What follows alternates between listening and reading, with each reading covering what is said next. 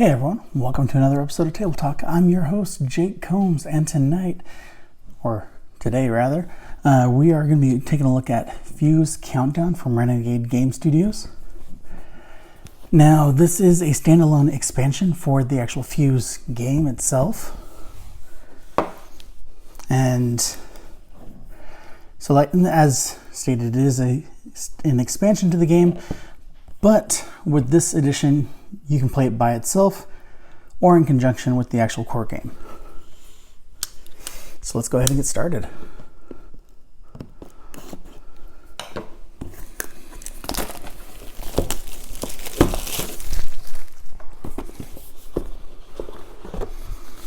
All right. So we have our bag of dice as well as looks like 2 bags within the bag with separating the kinds of dice that they are. We have our dice bag, 2 decks of cards, our instruction booklet. Now let's make sure that there's nothing underneath the insert. All right, so there's nothing else there. I know in some games they like to hide stuff from us, but nothing like that here. Now, the packaging on this one is a little kind of dented. I suspect that was a mistake. This is put together by a person, obviously, and so mistakes will happen. But seems to be a rather large oversight as far as a QA standpoint is concerned. But at the same time, though, nothing here that's going to actually affect the overall gameplay. We do have a ad insert specifically showing a couple of their box games, specifically the Search for Planet X, the Fox in the Forest, Arboretum. I'm pretty sure I'm butchering that. Arboretum, maybe, and Warp's Edge. Now, I've never played any of these games, so I can't speak to whether or not any of them are good. Now, the dice are overall pretty simple. You have your standard individual color 6-sided dice, but they are designed to look like digital clock numbers. And then these smaller dice, or this smaller dice bag, rather, appears to be the same thing, but each side is 2-colored. So, like where one is blue and yellow, one is yellow and black, green, red, red and blue, and green and black.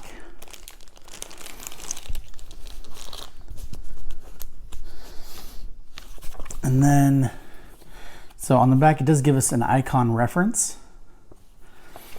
And so specifically it shows icons for the game or the cards where it's indicating like what kind of dice need to be rolled. So like specifically maybe either the color or the number shown, maybe number or any color. If it's showing just the solid color, the color matters for that roll.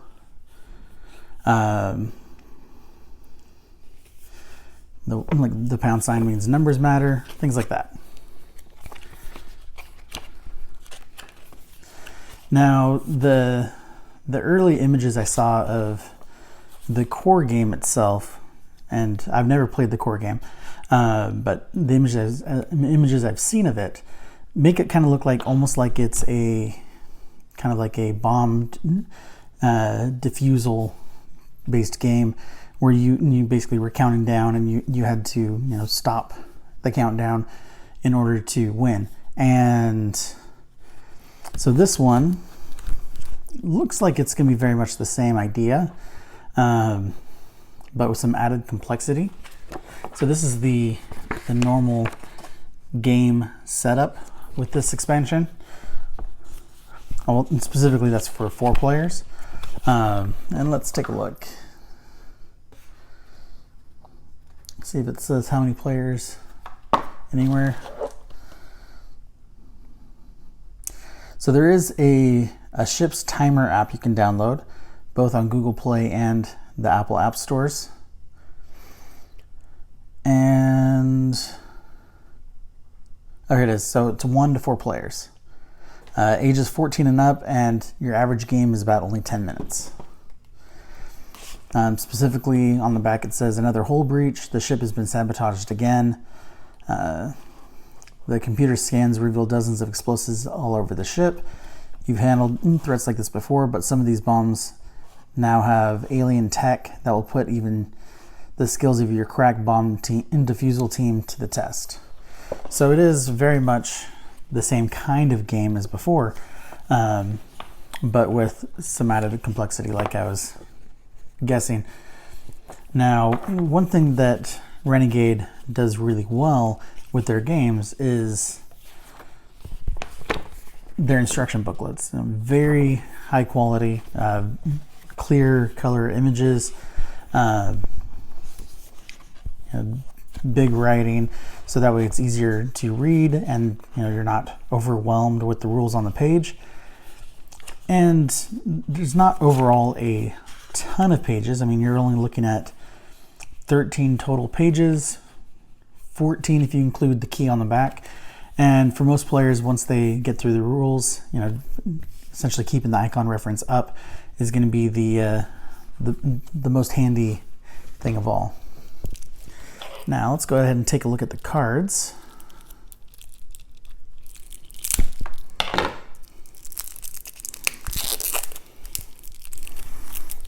And of course, after I slice it, I notice the little tear line. And just to save us some trouble, let's go ahead and open up the other one as well. And this time I'm entirely disregarding the tear line, just because those, in my experience, rarely tear away as intended. And so we're saving ourselves some time overall. All right, so now with the last one that we've opened up, pretty much all of the cards are patterns and chips of some sort. Specifically where like this one right here, you need 2 numbers plus each other to equal the third number to diffuse that part.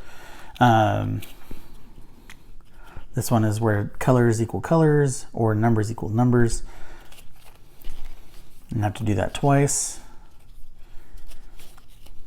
This one specifically needs the number 4, a red die, a blue die, or sorry, a yellow die, and then a question mark, which means it can be any die.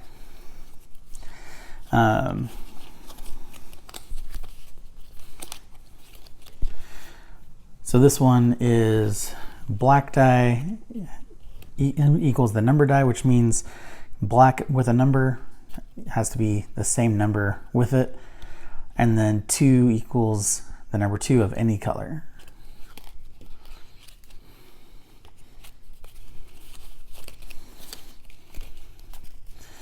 Here's one that's even more complex, where we have 3 anti-die, but where one of the anti-die has to have a single color match, and then must be a split die, which would be one of those 5. So a lot of different combinations, definitely to change up the complexity as far as how to defuse the bombs and some of your options. Now with the other deck, we have 2 more of those cards, and then we also have a stack of these cards. Kind of look like the bombs going off, and let's take a look to see what those cards do. Hello, kitty. All right.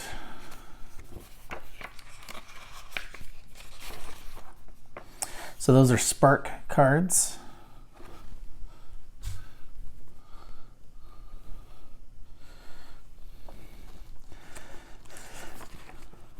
Let's see if we can find what the spark cards do. So the order of play is you roll your dice, you distribute the dice, you diffuse bombs and sparks, and then you draw sparks, and then you pass the bag. Come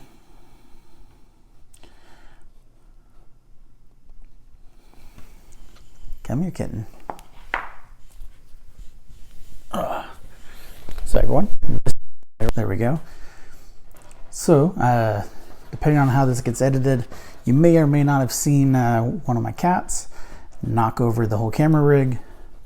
As we tried to show her to you guys, since she wanted to be seen for a minute. Now, so back to sparks. So anyone that does not take a die will draw a spark card and place it face up. And any dice that were not taken go back in the dice bag. In games of 1 to 2 players, this step works differently. Players must draw a spark card for each die they did not take. In a 1-player game, this could be up to 3 cards. 2-player game, up to 2 cards each. So it doesn't really say what the spark card does there, but you do have to resolve them as well as the actual cards themselves.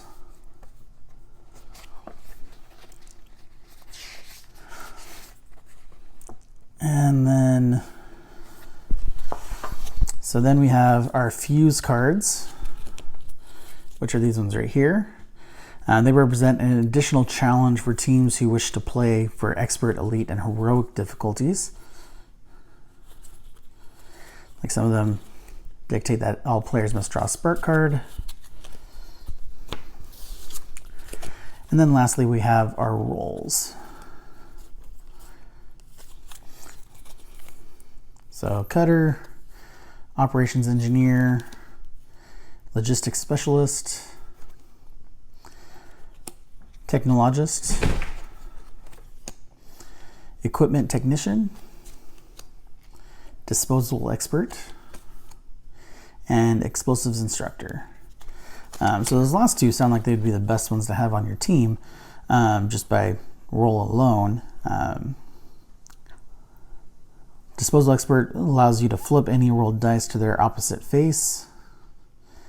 And then the explosive instructor allows you to re-roll any rolled dice up to 3 times. So that's pretty cool. Now, the way I'm reading it is individually each dice can be rolled up to 3 times.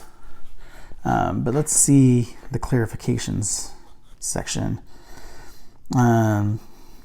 Okay, so it specifically says you have a maximum of 4 rolls total, counting the initial roll and 3 re-rolls. So it's, you can basically do all of your dice at once, and that's a re-roll. Hello, kitten.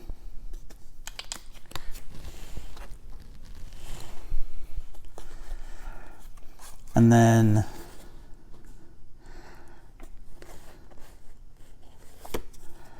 the disposal expert, it specifically says, note the atypical distribution of die faces. Not really sure what that means.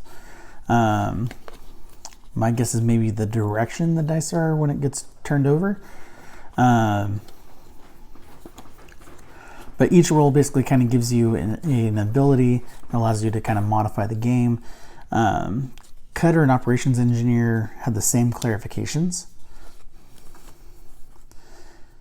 And actually their ability is exactly the same, so that explains why.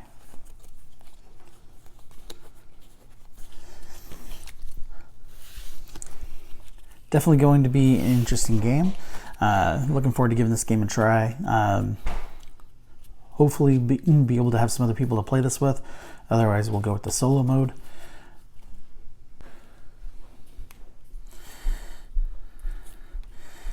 Now, one thing to watch out for is if you are cutting into the card packs like I did, you may damage a card like I did. So just be careful there. But as I was saying, the game looks like it can be a lot of fun. Definitely very